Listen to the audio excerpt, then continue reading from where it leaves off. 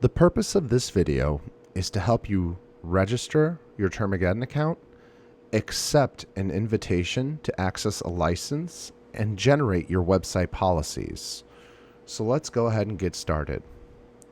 So first and foremost, if you're watching this video, that is most likely because someone shared a Termageddon license with you. So the first thing you need to do is you need to go to your email inbox and search Termageddon. And sure enough, here's the invite. The title of the email is "You've been invited to join Termageddon." And today we're doing a setup for a fake company called ABC Services. Your license most likely is named after your business. And to get started, what you need to simply do is set your Termageddon password. And here you want to register your account.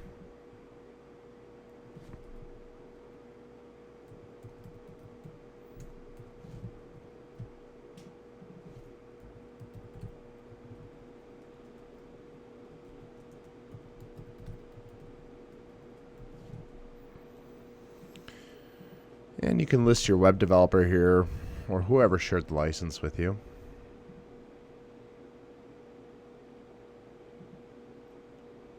And upon registering, you'll see a big purple View License invite. So simply click that and click Accept, and you now have access to your license. Now, you may have been asked to go through the questionnaire so that you can generate website policies. If that is the case, what you need to do is click Continue Setup, which is located under License Status, and then answer a series of global questions about your business. So is this for a website? Most likely is for your website, and that you have a company that owns it. So I'm filling it out under a fake company name. And I'll say that it was the business was formed in Illinois and is an LLC. And where would you like to resolve disputes? Most people put the state and county, and that's most convenient for them, typically where they're located, because this just is what brings people to your turf rather than you having to go to theirs if there's some sort of dispute. What is the email that users can use to contact you? I like to put generic emails in here. Just make sure you have access to them. But I will note that this email does get disclosed within your website policies as it's required under multiple privacy laws. Okay, we've answered the global license information. You can always go back to that page by clicking this purple edit button. And for this fictitious company we've created, abcservices.com, we're going to assume that this website has a contact form, newsletter sign up, Google Analytics installed, and runs search engine and or social media ads. Now, you may not be sure if you run Google Analytics on your website. I would go ahead and fill this out assuming you do. But maybe ask your web developer to confirm that fact. Google Analytics is free, and it provides you insights into how your website's performing. Now, since the contact form asks for things like name and email, which are defined as personally identifiable information, we will want to add a privacy policy. So click the gray Add Policy box, and you'll get a pop-up, and that's where you can add your privacy policy. Now, I'm going to fill out this first page to be forced into complying with a multitude of privacy laws.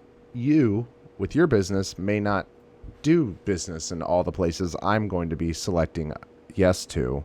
And if that's the case, I do want to note when you go to the next page and all future pages, you might have far less questions to answer because you have to comply with less privacy laws. So just make sure to fill this out on how you run your business, as you may end up having far less questions than what this video will show you. So the first page is a series of questions to figure out what privacy laws your business needs to comply with. And the first question is, what states do you do business in? I'm going to select all because, well, let's say this fictitious company services anyone in the US, Canada, and Europe. So does the website potentially collect the personal information of residents of any of the below states? I'm going to select all again because my services are open to basically anyone. So I want to select yes in case I do process their information. Do you have annual gross revenues of more than 25 million? I'll say no to. Do you annually buy, receive, sell, or share the personal information of 50,000 or more California consumers? I'm going to say no to. Do you derive 50% or more of your annual revenue from selling this personal information? No. And do your vendors or clients require you to comply with the California Consumer Privacy Act? This is most likely no. It's no for almost all of our users. Do you offer goods or services to residents of the European Union? Technically, yes, I could. Great. Do you monitor the behavior of residents of the European Union? Yes, because I have Google Analytics. Anyone from Europe visiting my site, I may be tracking them through analytics, so I'll say yes to that. Do you offer goods or services to residents of the United Kingdom? I'll say yes to that. And do you monitor the behavior of residents of the United Kingdom? I'll say yes yet again because I may have I have Google Analytics installed into the website. Do you collect the personal information of Canadians? I'm going to say yes to. And just a high level, what this means is I'm going to have to comply with a lot of privacy laws. So the rest of this questionnaire will be rather intense. If you have a less intense questionnaire after this first page, that just means you have less privacy laws to comply with and therefore less disclosures to make. All right, so I clicked next. I'm on the next page, which is all about figuring out the pieces of personal information my website collects. And because I have a contact form that asks for name and email, I'm going to select name here. And I'm going to select email as well. I also have a newsletter sign up where I ask people to submit their email. So I have email already selected, which is great. And I run Google Analytics, which means that my website collects IP address. And scroll all the way down, almost all the way down. Google Analytics, you'll also want to select that you may collect information regarding your interactions with the website. So this just lets consumers know, hey, when you're visiting my website, I might be monitoring you. All right, and then last but not least, because we run search engine and social media ads, I'd also recommend we select we may collect information regarding your interactions with advertisements. A lot of companies say, hey, I might do this in the future, in the near future, and okay, then you can just select yes now just to get in front of it. Otherwise, you can come back to your privacy policy questionnaire and update this in the future at no additional charge. The moment you update the questionnaire is when we can push updates to your policy pages with the new disclosures. Okay, so now that we have all the pieces of personal information the website's collecting, because we addressed the fact that the website, which most websites they have a contact form, they usually have analytics, and they usually plan to or currently run social media or search engine ads. This covers the vast majority of our users. If you have an e-commerce website, you may need to disclose other pieces of information, like you collect billing address, phone number, shipping address if you're shipping product. But for the most part, what I've selected is what most customers use. Now we have to, on a per item basis, discuss a bunch of stuff about the information we collect about people. And we're going to start off with name, okay? So what's the purpose for why we ask people to submit their name on contact forms? Well, that's so that we can perform services and provide customer service. It also may be there. We also may collect names so we can provide people with email marketing and advertising. And we may ask people to participate in surveys or contests. We also may collect name to enforce our terms of service and verify customer information. These two are more so of catch-alls. Enforcing our terms of service, an example would be that, if someone's abusing your website in any way, you may address them by their name to enforce your terms of service. And then verifying customer information may be that someone uses your contact form on your website but is already a customer, but they're reaching out nonetheless through your contact form. Technically, you'd be using that information to verify the customer's information. So when we click next, we're going to go to sources of information. How do you collect name? Well, this is information submitted by the consumer, meaning that someone had to take the time to submit their name to you. So that is how you collected it. What's the legal basis under which you process this information? The user has provided consent to the processing of their information, meaning that they took the time to fill out that questionnaire and provide the answers to you, which is a form of consent. Now, do you share this information with third parties? I would answer yes to this, because most of the time when a contact form is submitted through a website, usually that website then triggers an email that's sent to your email inbox. If that is the case, you will want to say that you share this data with email service providers to manage interactions with you. This is a good example of when a website contact form gets submitted and you receive an email with all the submitter's contact pieces of data. You want to disclose the fact that you've shared it with the email service providers. And because we said that we may add people to email marketing newsletters, we will say that we may share name with email marketing vendors to market to people via email. And if you have a website that's like a WordPress website, which is a content management system, very often contact forms get stored in the back end of websites. This is for backup purposes and so forth. So I would, and because WordPress and most other web building platforms are content management systems, I would select content management system and that we collect that information to manage our interactions with them. Now, you may have a customer management system, or you may not. Perhaps you're paying HubSpot or Salesforce or Zoho or many of the others, countless CRMs. But anyways, if you are, just select customer management system to manage our interactions with you. But I'm going to say no because most of our customers don't. And most likely you've hired a contractor to work on your website. If that's the case, you will want to say that you may share this data with parties that need to operate the website, because technically a third party accessing your website to manage your website may see the contact information stored in the back end.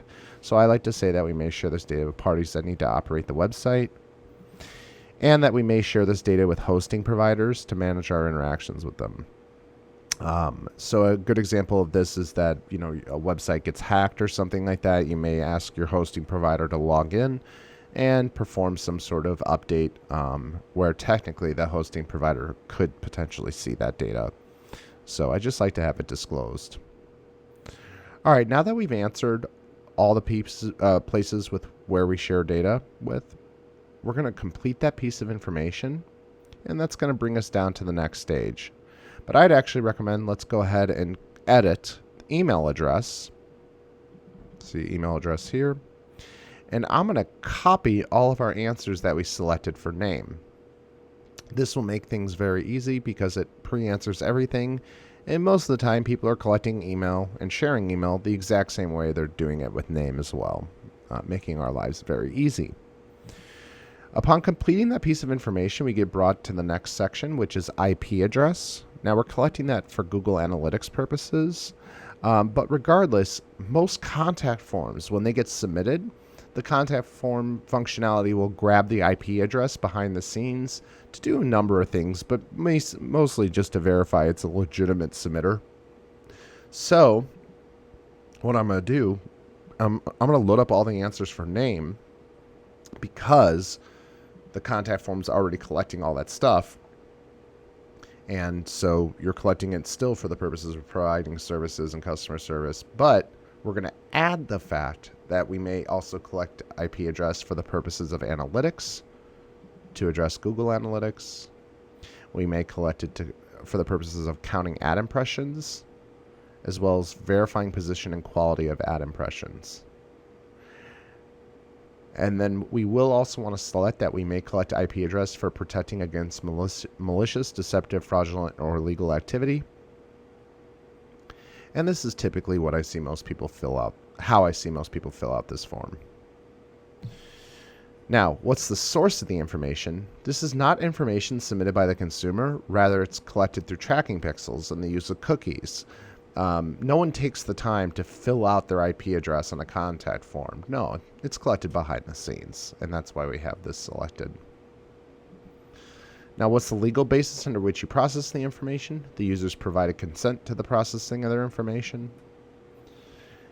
And do you share this data with third parties? We've already listed all the places that we potentially could share it with because of the contact form connection. But I'm also going to add that we may share this with data analytics providers to provide people with advertisements. That covers your Google Analytics. I'm going to also select advertising networks to provide you with advertisements. And I'm going to scroll all the way down and click social networks to provide you with advertisements, just in case you are currently or plan to run search engine or social media ads. You may want to disclose the fact that you share IP with them. And that answers that. So I'm going to now complete that piece of information, which brings me down to why do we collect information regarding your interactions with our website. I'm going to load up all the answers we did for IP address. And then I'm going to click down to why do we collect information regarding your interactions with advertisements. And I'm going to load up all the answers we did for IP address. So being able to copy and load up answers is really important. It can save you a lot of time. So, all right. So upon completing that piece of information, I do want to, we are now in the final stages of the questionnaire, which are a series of questions that are requested because of disclosure requirements under each privacy law you're seeking to comply with. And the first question is, do you collect and use cookies? And we're going to answer yes to this. And we do give a notice here, because I needed to comply with so many privacy laws, it does recommend that I add a cookie consent solution to my website. We offer some links to some free ones online. They have free options, I should say. There's also lots of like WordPress plugins that are free within the WordPress repository. If you're looking for more free options, you can always email Hans@Termageddon.com, HANS@Termageddon.com. But these three are great examples of some really good cookie consent solutions. Do you knowingly target children under the age of 18? Most companies are not targeting children. Do you sell any of the information that you collected? Most people say no. How long do you store the information provided? Most people say until we no longer need the information to contact you or after you unsubscribe from emails.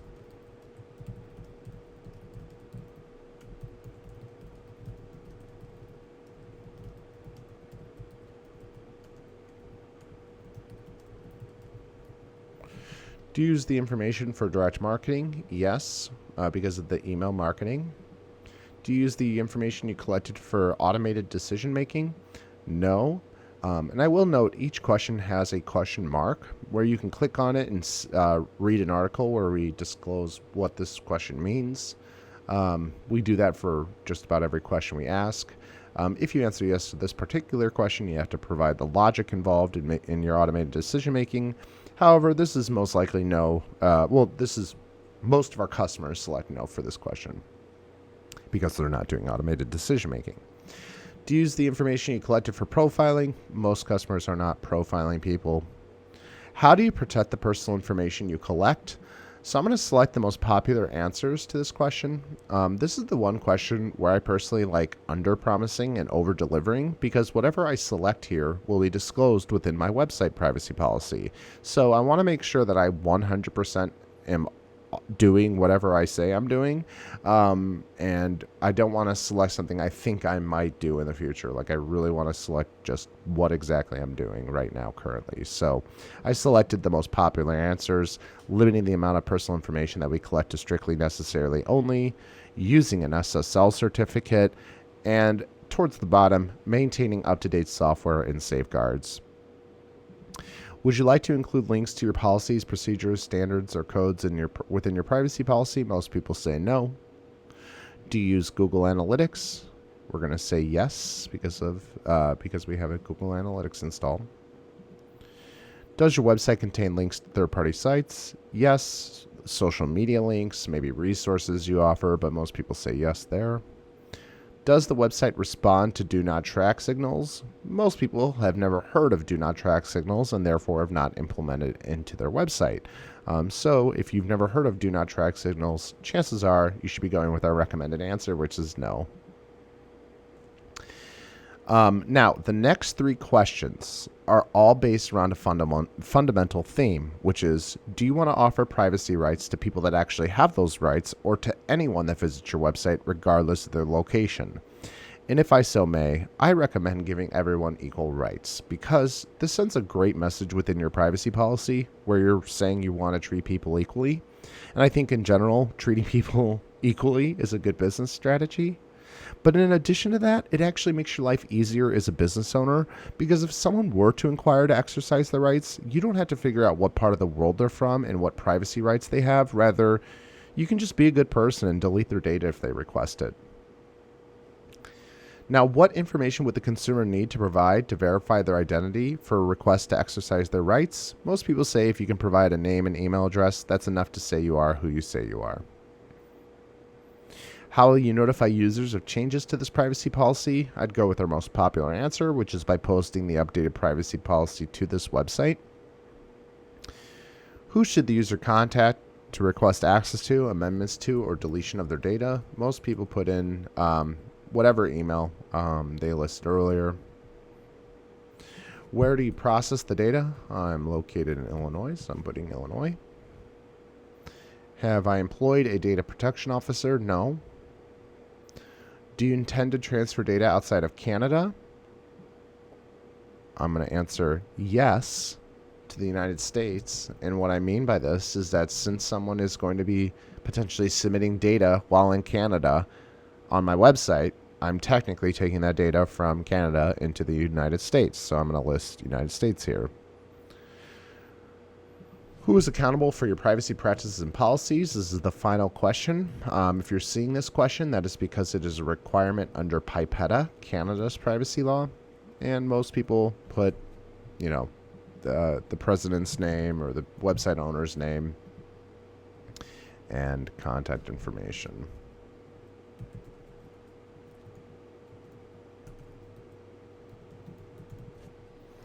So, upon clicking to submit, you have now generated your privacy policy, and you can notify the person who shared the license with you that your privacy policy is ready to go. You can click the Users tab and quickly see who is the person that shared the license with you, so you can copy this email and send them back an email just letting them know you set up your website policies. Thank you so much for watching this video, and please know that I'm an email away if you do have any questions. My email is Hans, H-A-N-S, at Termageddon.com. This one's Donata. Donata's the president of Termageddon. You can reach out to Donata as well.